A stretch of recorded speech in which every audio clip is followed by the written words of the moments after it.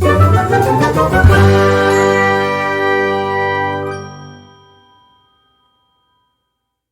friends, welcome back to my channel.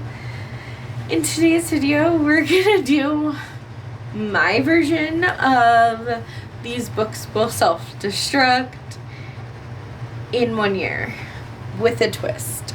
So, Becca from Becca and the Books started doing this annual video several years ago where basically she picks 10 to like 15 books that she's pretty much almost completely lost interest in, but she's not ready to give up on them, so she puts them in Pergartory.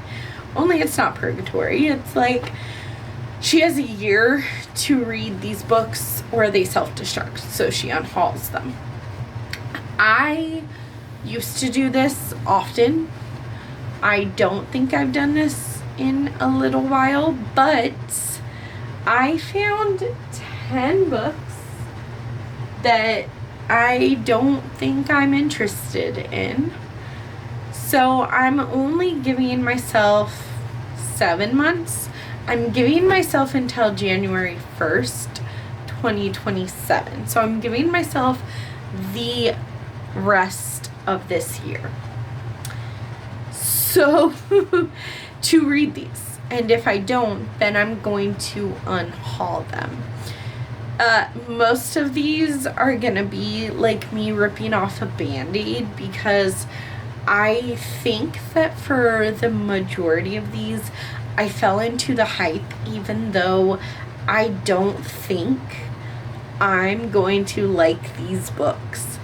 Yes, most of them are very popular, but I don't think they're gonna be for me. The first book on my Pergartory list, or these books will self-destruct in 10 months, or I guess 7 months, is The Bewitching by Silvia Moreno Garcia. This, okay, everyone loves Silvia Moreno Garcia. I have only DNF'd one book by this author, and then I have not given her another chance. But I'm scared because this is multi-generational, which is another anti-buzzword for me specifically. I hate multi-generational stories.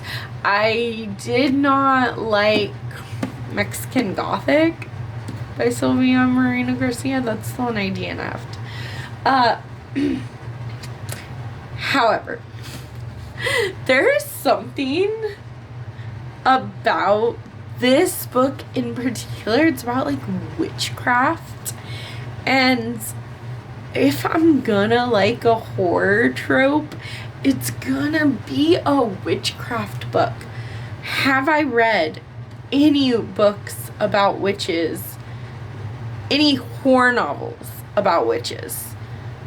No, absolutely not. But for some reason in my brain, I love witchy horror novels. I know, it doesn't make sense because I've never tried them. But your job is to recommend me some witchy horror novels that I can try to see if I actually like them. I'm also just really nervous because, like I said, I DNF'd from this author before. And I know that everyone, like, always talks about Silvia Moreno Garcia. I'm supposed to read this month. So wish me luck. Obviously, it's on this list because I want to read it. I'm hesitant because multi-generational and this author and I have not gotten along in the past. But witches, oh my god, witches, just in theory sound great. Our next one is Julie Chan is Dead by Leanne Zong. I know that everyone has read this book and loves this book. I have tried to read this book not once, not twice, not even 3 times, but 4 times. And I think that, okay, so you follow Julie, who is a cashier at a supermarket, and she's estranged from her twin. I think that her and her twin were separated at birth, and they got adopted by different people, and her twin is Chloe, and when she goes to visit her twin sister, all she comes across is Chloe's dead body. And instead of, you know, like calling the police or whatever, somehow she starts impersonating her sister, because Chloe is this famous influencer. And like, from what I'm told, what I've heard is that Julie Chen thinks that being an influencer is easy, and that you just like grab your phone, you take a selfie, and then you post it, and you know, you're just like, she's already famous, so it's easy. That's not accurate. Not that I'm an influencer, so whatever, don't come at me. But you know, there's so much more to it. And also, I don't know, it just sounds like a wackadoo story, and I'm not really the audience for a wackadoo mystery. Like, I like intense, gritty, dark thriller and horror, and I guess mystery. This kind of, when I was reading it, I didn't get very far. I got like 50 pages or something. But when I was reading it, it kind of read too like almost cozy mystery, even though there's not really a mystery. Just like cozy sleuth, cozy mystery, cozy. And something about me is my reading taste is no bueno on the cozy side. Like, Then we have The Bandit Queens by Paranini Shroff. Honestly, I just fell into the hype because a couple years ago, when this came out in 23, 24, let's find out if I can see when it came out. But when it first came out, everyone was buzzing about this book. And 23, okay. Everyone was buzzing about The Bandit Queens, and part of me is interested because I believe it takes place in India. But at the same time, this is like a laugh out loud kind of wackadoo mystery-esque, kind of in the same vein as Julie Chan is Dead. And I'm not that person. But you follow this woman, Geta. She lost her no good husband. He died, and everyone thinks that she murdered him. She did not murder him, but she's okay with everyone thinking that she did. And I'm not entirely sure what happens after that, but they both kind of sound like wackadoo, like contemporary novels with weird stuff. And I've just realized that that's not me as a reader. Am I a, like, weirdo? Probably. But in my novels, it usually doesn't work. The Last House on the Street by Diane Chamberlain. Here's the thing. I read The Silent Sister by Diane Chamberlain. Loved it. I think Diane Chamberlain is a wonderful writer, and that's why I'm excited to read this. The downside, though, Diane Chamberlain only writes like dual timeline. Like, the mystery happened 1965, you follow a character, whatever, and then in 2010 that same mystery is being investigated, or there's something going on that is connected to the original mystery. I don't hate dual timeline, don't get me wrong, but I don't prefer a lot of like historical leaning mysteries. Those are not generally my jam. So I don't even know what this book is about. Let's see. A community's past sins rise to the surface in The Last House on Tragedy and an unsolved, decades-old mystery.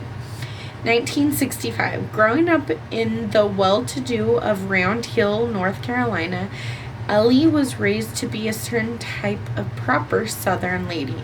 Enrolled in college and all but engaged to a bank manager, Ellie isn't as committed to her expected future as her family believes.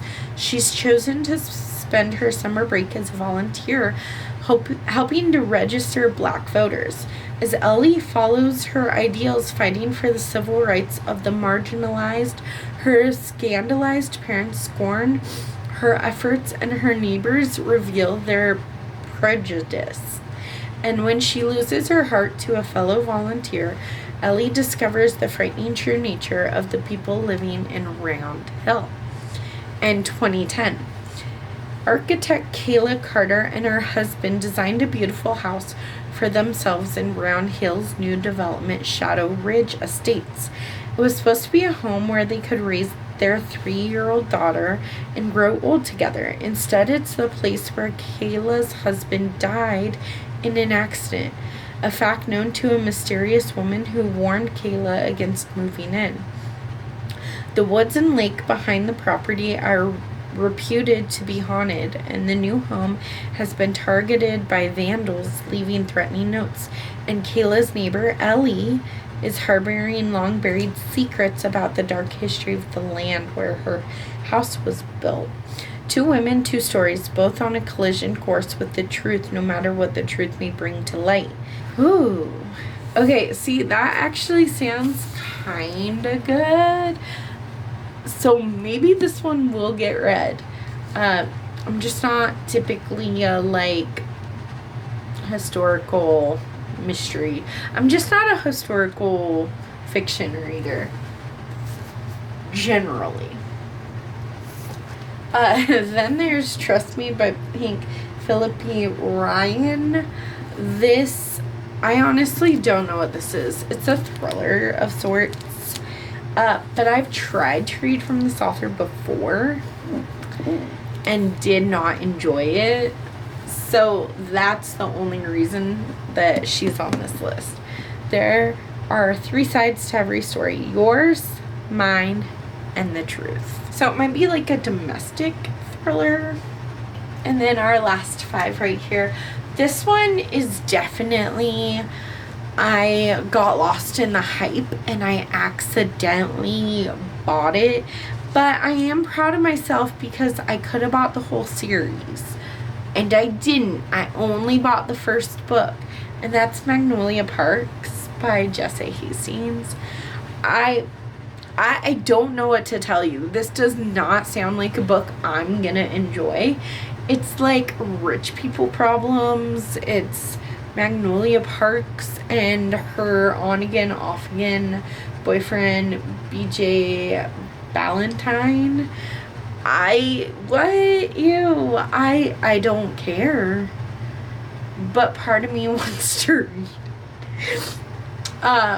I think she's a socialite, and how many loves do you get in a lifetime with a tagline like that? That makes me just want to skip this up. But, like, I'm not really a rich people problem type of girly. I don't generally like following rich socialites that are unlikable, especially in romance. And I think this is a romance series. Correct me if I'm wrong. Okay. This one's gonna hurt some people, so if you're still here after Magnolia Parks, please just like plug your ears. Hide your eyes. The Handmaid's Tale by Margaret Atwood. Honestly, I think Magnolia Parks is going to hurt people more than The Handmaid's Tale. But, it's a classic. And, it's like a dystopian.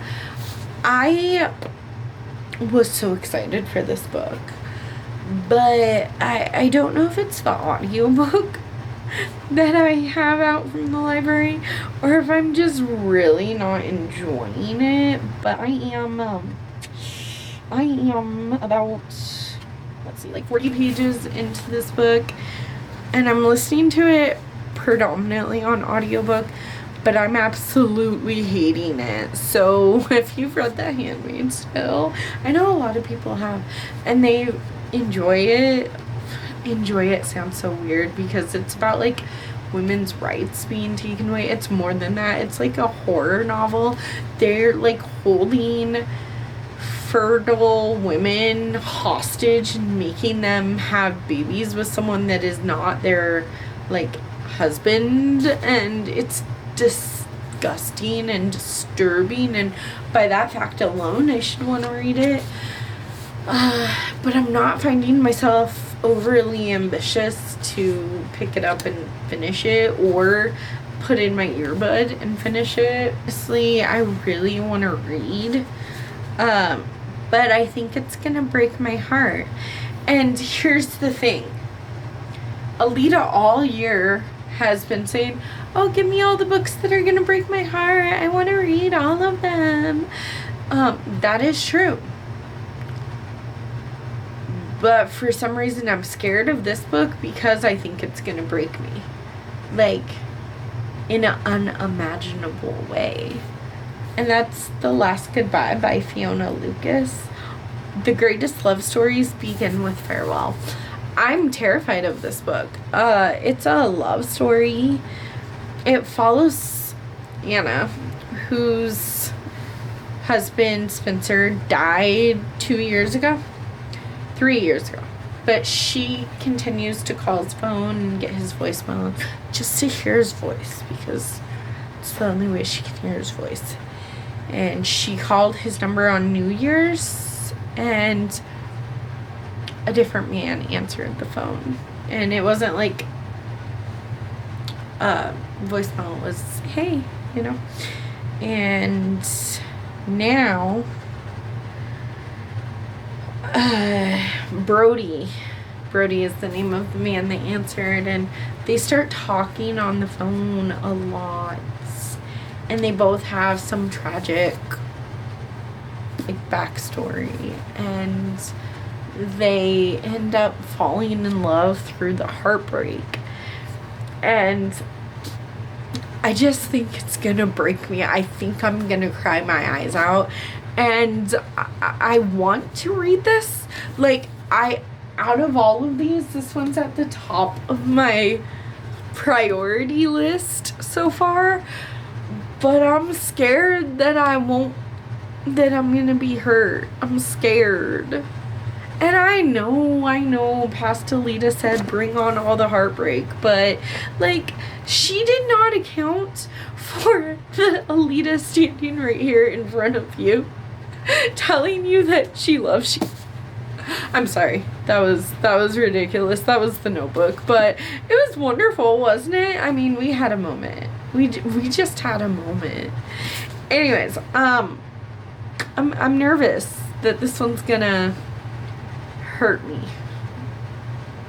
And like, part of me wants to get hurt, but part of me, like, who likes pain? I'm a monster. Okay? So there's that. Then I got Joe Victim by Paul Cleave. I've actually found out that Joe Victim is the second in a series that I don't have the first book for. So this one is just going to be straight in the unhaul pile, not even self-destructing anymore. Okay, and the last one was one that I went on Goodreads, and I've already read the first 100 pages, and I wasn't liking it.